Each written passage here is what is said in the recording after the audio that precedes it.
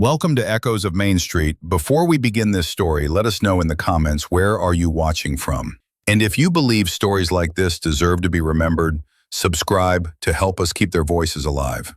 Redwood Heights Apartments wasn't a place you'd notice.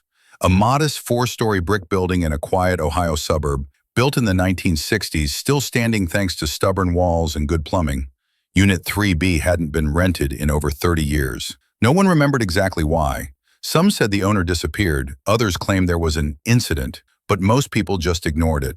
You wouldn't even find a name on the mailbox. Emily and her 6-year-old son, Noah, moved into Unit 2A after her divorce. She needed somewhere cheap, quiet, and with working heat.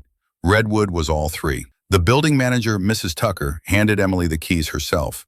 "Neighbors are quiet, just don't worry about the third floor too much," she said almost casually.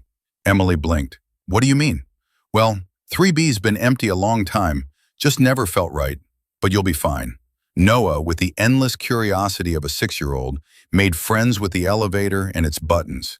He'd explore the hallways after school and say hello to every door, especially the closed ones. One afternoon, Emily came home from the store and found Noah standing in the lobby. He was talking to someone. "Noah? Who are you talking to?" "The man upstairs. He always waves to me. From the third-floor window." Emily stared at him. "Honey, that apartment's empty." "No, it's not." He smiled and waved. "He has a funny old jacket." Emily's stomach turned. She took the elevator to the third floor. Unit 3B stood quiet. The hallway was dim. Dust caked the doormat. The doorbell was broken. Cobwebs clung to the corners of the doorframe. There was no one there. That night, Noah came into her room, sleepy-eyed and serious. He read me a book, The Man, but it sounded far away, like from inside the walls. Emily didn't sleep. She catched the next morning she went back to Mrs. Tucker. "What's the deal with Unit 3B? Tucker hesitated, then pulled open a drawer and handed Emily a dusty file.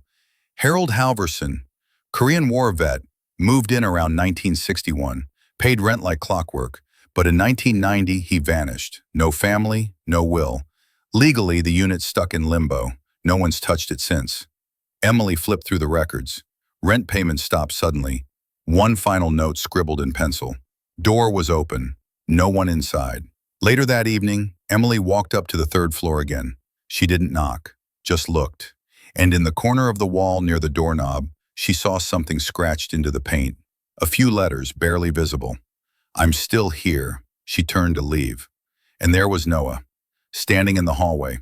"He told me his name is Harold." Emily couldn't shake it. The message on the wall, the way Noah said the man's name, something inside her insisted this wasn't a coincidence. The next day, Emily returned to the hallway outside 3B. She stared at the ceiling, cracked plaster, a faint stain above the doorway. She grabbed a broom handle and reached up. Tap, tap. Thud, a loose panel gave way, and something fell onto the dusty floor with a hollow clunk. It was a metal tin, rusted and dented, about the size of a lunchbox. Inside were a bronze military coin, tarnished but still readable. 1st Recon Battalion, Korea. A dog tag, Halverson, Harold, O321451.